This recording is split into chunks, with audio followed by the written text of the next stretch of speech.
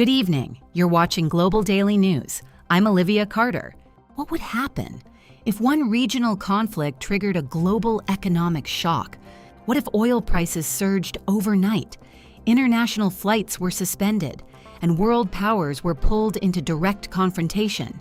Tonight, the escalating tensions involving Iran are no longer just a regional issue. They are becoming a matter of global concern. Over the past several days, tensions between Iran and its regional rivals have intensified dramatically. Military exchanges, drone strikes, and retaliatory threats have raised fears of a wider confrontation. While official statements from both sides claim defensive intentions, analysts warn that the situation is volatile and dangerously unpredictable. Air defense systems have reportedly been activated in multiple regions. Military bases across neighboring territories have been placed on high alert. This conflict is not isolated. Iran sits at the heart of one of the most strategically important regions in the world, particularly when it comes to global energy supply. Nearly 1/5 of the world's oil passes through nearby shipping routes. If those shipping routes are disrupted, the impact would be immediate. Oil prices could spike as global supply fears grow. Fuel costs could increase globally. Consequently, inflation could rise across the globe. Stock markets could react sharply. For everyday families, this means higher transport costs, higher grocery bills, and financial instability. Let's talk numbers. Geopolitical instability is already affecting the data. Energy markets react instantly to geopolitical instability. Even the threat of disruption can move prices sharply. If tensions continue, shipping insurance costs may rise, airlines may reroute flights, investors may shift assets to safer markets. That means volatility, and volatility affects pensions, savings, and jobs. The global economy in 2026 is already navigating inflation challenges. Another major shock could slow growth worldwide. The situation also carries deep political consequences.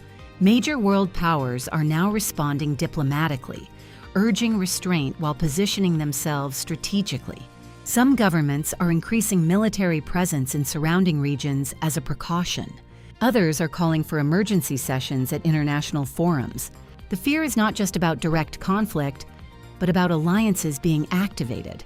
If allied nations are drawn in, what began as a regional confrontation could expand rapidly. History has shown us how quickly escalation can spiral. There are three main scenarios experts are discussing. First, controlled de-escalation. Diplomatic negotiations intensify, both sides step back, and tensions stabilize. Second, limited conflict. Short-term military exchanges without wider regional involvement. Third, regional expansion. Allied forces become involved, and the conflict broadens significantly. The third scenario is what global leaders are working to prevent.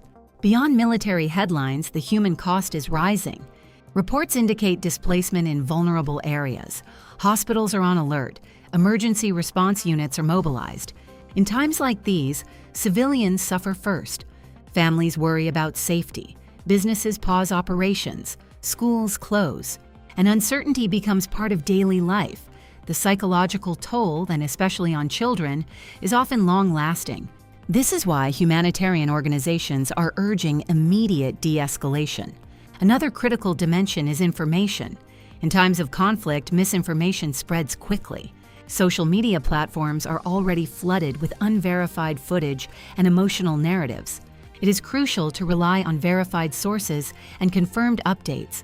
Emotional reactions can escalate tensions, but facts help prevent panic. At Global Daily News, we focus on confirmed developments and responsible reporting. Behind closed doors, diplomatic channels are active. Back-channel negotiations are reportedly ongoing. International mediators are attempting to reduce tensions before further escalation. Ceasefire discussions, security guarantees, and strategic compromises are all being explored. But diplomacy requires time, and in volatile environments, time is fragile. You may be asking, how does this affect me directly?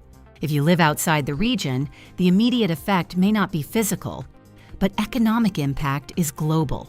Fuel prices, air travel, imports and exports, stock markets, all interconnected. And in our globally connected world, regional instability rarely stays regional. Conflicts are complex. They involve history, politics, security concerns, and power balances. But at the center of every conflict are people, families, workers, children. The coming days will be critical. Will diplomacy prevail, or will escalation continue? The world is watching, and we will continue to bring you verified updates as this situation develops. This is why global markets are watching every development closely, and civilians, once again, are caught in the middle. Thank you for watching. You're watching Global Daily News. I'm Olivia Carter. Stay informed, stay aware, and we'll see you in the next update.